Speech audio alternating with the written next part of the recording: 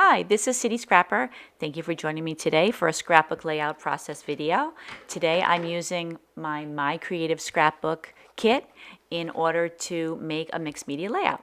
So I've already chosen some items. I have that striped wood grain background.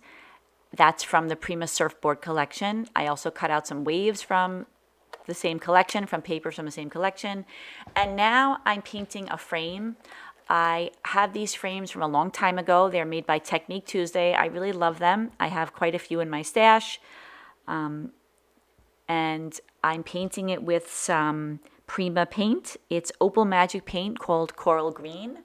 And these are beautiful paints. I got these in Michael's a while back. I'm making sure that I paint the sides. And just cleaning up my area a little bit. And once I dry this off, I put it back on my layout and I just decided it's too bright. It's super pretty, but I don't want just the frame to stand out. So I decided to go in there with some white gesso and just dull it out a little bit.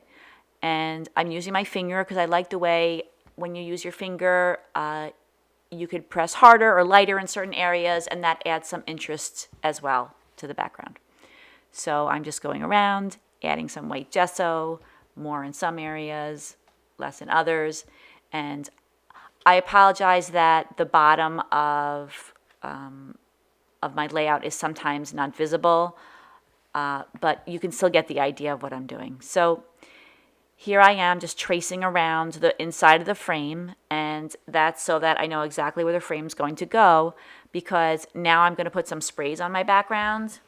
And I'm again using my white gesso. This time I'm using it more to just dull out the background a little bit so that the sprays will be more visible and just to make it a little different inside the frame than outside the frame.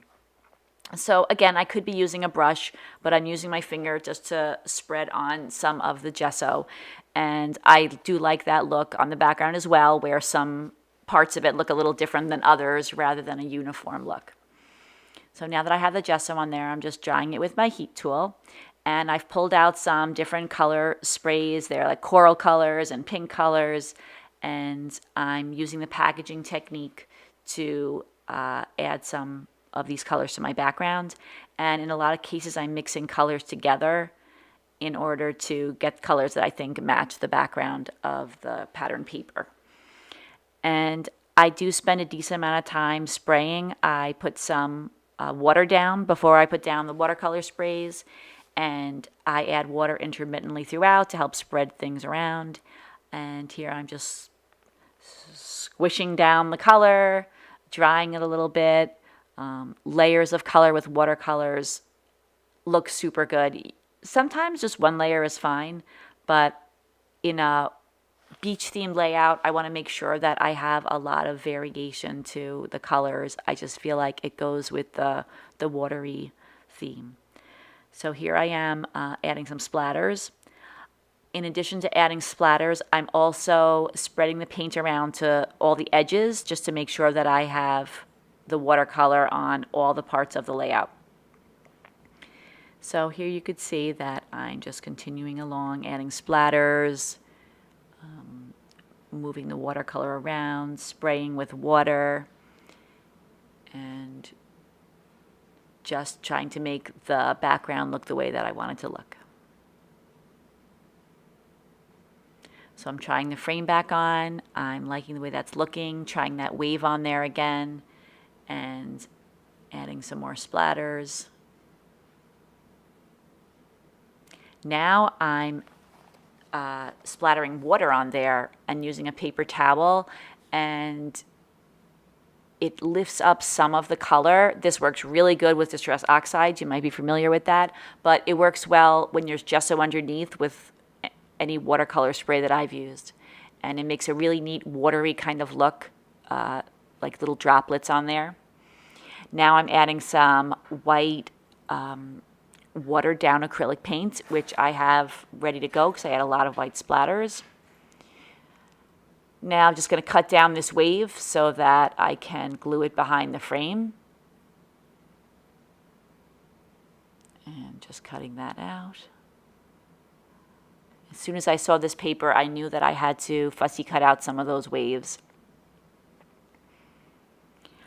What I'm doing there is I'm adding a sticker to the back of the layout that says my daughter's name and the date of this picture, so that the photo that I'm going to put on, because that helps me put things away easily when I'm all done with my layouts. So here I'm splattering on some blue paint. It is a Prima paint. It's a metallic paint, and it's called Light Patina.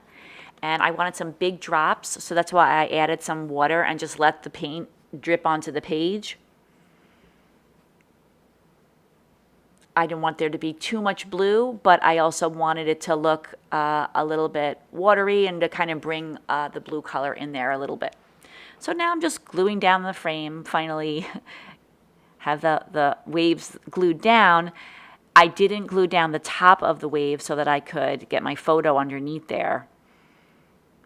And now I'm addressing the waves at the top of the layout and just attaching that down with my ATG gun, having the wave overlap the frame a little bit. Now it's time for my photo. I'm just using my ATG gun to mount it on a piece of peach or coral paper from the surfboard collection that was in the kit, and the papers are so pretty.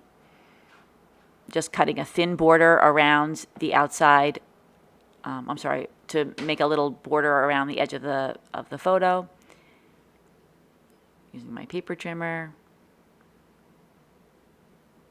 And I didn't want to put lots and lots of layers of paper behind the photo because I knew there would be a lot going on. But I did add this piece of, it's white paper, but it's also a little bit transparent, and I had that in my stash, my scrap stash. So now I'm just cutting a thin border of that to go behind the coral paper. And trimming off the excess frame. And now I'm going to attach the photo and the backing I have on it already to that piece of whitish striped paper that I cut to size. So now I have all that arranged, and I'm thinking it would be nice to pop up my photo a little bit. And I'm just adding some foam to the back. I try to get the foam to the edges because I do find that sometimes when I have a thick layout and I don't have foam all the way to the edges, when I put it in the page protector can squish the photo down a little bit, and I don't really like that. Sometimes I put a piece of scrap cardboard behind it. In this case, I already had the two pieces of paper, so I thought it would be okay. But I do often sometimes, just for insurance, put a piece of scrap cardboard behind the picture. So now just adding another wave in there, and now that everything is generally in the place where I want it, this is the time to start the fun embellishing. So in the kit, there are a lot of beautiful Prima flowers. So I'm just arranging those, trying to see how I want those on my layout. And right now, I'm trying to fit in these clay pieces that I have using paper craft clay. I just made them with some molds that I have, and I'm just arranging everything, just trying to get it the way that I want it on the layout. I have some seahorses and starfish and coral and some shells, and just trying to make a balanced layout. And taking a picture of my layout will help me to remember where I have everything, where everything is supposed to go, so that I don't forget, because I will forget pretty much as soon as I take them off the layout where I want them to go. So I do like to use my phone to take a picture to remind myself.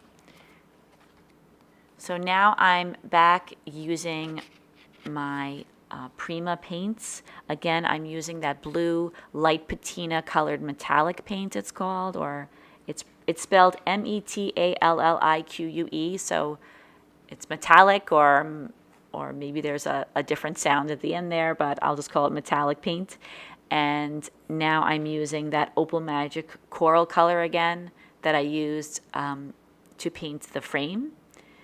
And these paints are beautiful. I love the shimmer that they give to these clay pieces, or pretty much anything that you paint with them.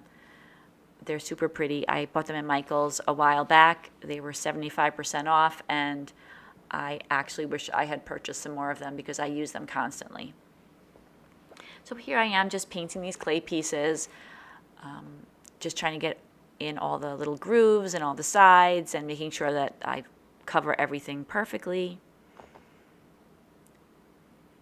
And then finally, I'm using vintage rose to paint some of the other clay pieces. I try to have something of each color in each of the clusters so nothing would look unbalanced. So now I'm gluing down the flowers, and I'm also using some kind of fiber that I found around Easter time. It's a natural fiber. I think it's supposed to be used for Easter grass, but it's pink colored, and I thought it was just perfect to use instead of string, but something to add a little more texture to the layout. So I'm gluing some of that down. It wasn't easy to get that to cooperate, so I had to work with that for a while. So now that my clay pieces are dry, I'm going back in there with some wax. I use a white colored wax on there. You could see it there, a white frost wax to just bring out some of the highlights in all of these clay pieces. I also go in there with some gold, just a little bit of the gold on some of the pieces, just to add another little dimension to the color there. Once everything's dry and I know where I want everything to go, I use my super heavy gel. It's a matte gel, and that's from Liquitex, and that is really, really strong, and it will hold everything down very well. Nothing comes up once I put that on it, once I use that to anchor things. Now I'm using some art stones, and I'm also mixing that super heavy matte gel in with the art stones and just spreading those around my page. And again, I'm sorry that my page sometimes goes down below the edge of the screen. I'm just mixing it and spreading and mixing and spreading, just making sure that there are some art stones in each of those clusters there. Now I'm working with some of the ephemera. There were some beautiful ephemera and chipboard, and there's a piece of chipboard that says "Hello Summer Vibes," and that's going to serve as my title. I'm also picking out some other ephemera that I thought would look good in my clusters, and I decided to position my title right there. I was thinking because that little point in the frame points in that direction, that would be a good spot for it. I have a nice sunglasses, and I like the way that looks there. I cut the white border off of that shell, just gluing that down.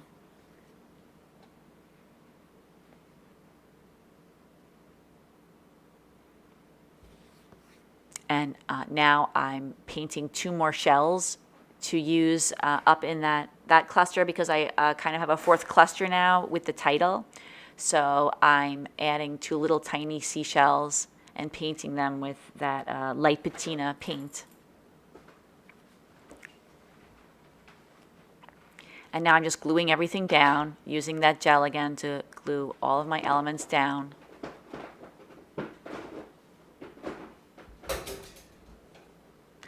And then I'm going back and I'm painting all of the art stones using white pearl metallic paint from Prima. And I like the art stones, but I really like them when they have paint on them. So I always go back in and paint them some kind of color. And just carefully going in with the detail brush and spreading the paint over the top of them. And I just think it gives them a nice sheen. Now I'm using some iridescent glitter. I got that from Michael's. It's Recollections brand. And again, I'm mixing it with the super heavy gel, and that adds a nice little sparkly element to the page.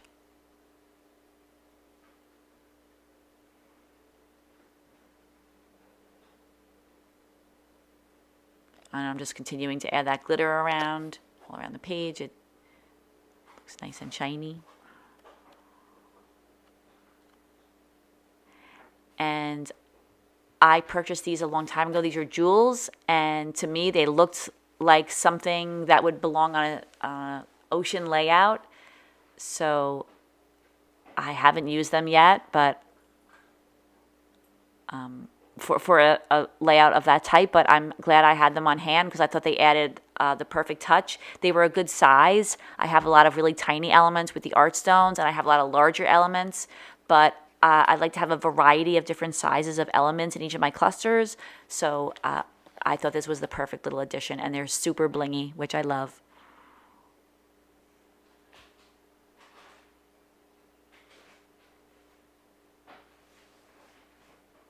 And that is my layout. Now I have some close-ups so you can see all of the embellishments that I added up close. Thank you so much for watching my video. I hope you enjoyed it. If you liked the video, I hope you'll give it a thumbs up and consider subscribing to my channel. Thank you so much to my current subscribers. I hope everybody has a great day, and I hope to see you again soon. Take care, everybody. Bye-bye.